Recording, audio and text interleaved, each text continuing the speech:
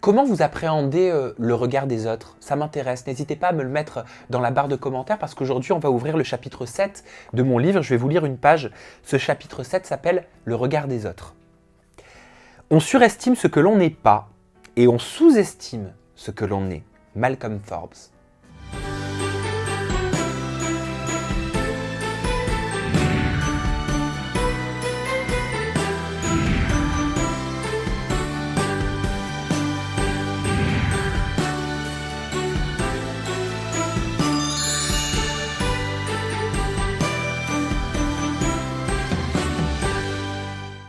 Une fois cette vidéo rendue publique, je n'avais d'autre choix que de l'assumer.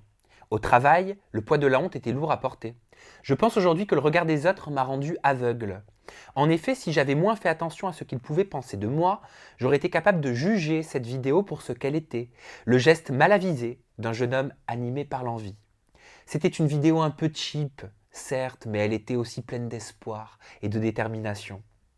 Il n'y avait donc rien de grave là-dedans, rien de dangereux, ni même de honteux. Pourtant, on m'a fait croire que je devrais en avoir honte.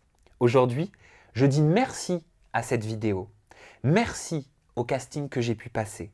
Merci aux différentes et infimes expériences télévisuelles que j'ai pu faire. Merci à mes maladresses. Merci à mes erreurs. Avec le recul, j'ai compris que je n'avais pas à en rougir. Ces expériences, aussi maladroites soient-elles, disaient quelque chose de mon désir de réussite. Et sans elles, je ne serais pas là où je suis. Je n'aurais jamais créé en toute intimité. Chacune d'entre elles m'a amené à devenir qui je suis à présent. C'est une certitude. Ce que révèle aussi cette expérience, c'est la réalité d'Internet. C'est une fosse aux lions, où les gens prennent plaisir à pointer du doigt, à ricaner, parfois même à insulter, sans prendre la peine d'argumenter. C'est violent et c'est difficile de ne pas se sentir atteint et de ne pas se remettre en question. C'est comme si Internet s'était transformé en un tribunal avec juges, magistrats et procureurs improvisés. Mais doit-on se laisser atteindre par ces critiques et ces insultes au point de rougir de nos actions, de se taire et d'être réduit à la passivité? Dans un monde où la parole circule à toute vitesse, il faut impérativement se blinder contre le bashing, qu'il soit justifié ou non. Quoi qu'il en soit, ne vous laissez pas couper l'herbe sous le pied dans votre ascension par des esprits plus prompts à la critique qu'à l'action qui, contrairement à vous, ne construisent rien du tout. Ne vous laissez jamais atteindre par celles et ceux qui prennent du plaisir à vous rabaisser et qui en tirent un sentiment de puissance. Celui qui vous rabaisse n'est pas quelqu'un de fort, mais au contraire, quelqu'un qui souffre sans doute d'un mal-être profond. Peut-être après tout que derrière chaque bourreau, il se cache une victime.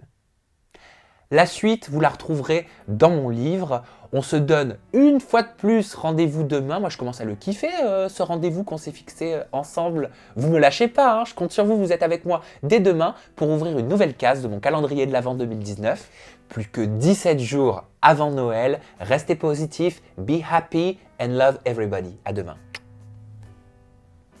Je sais pas comment j'ai sorti ça.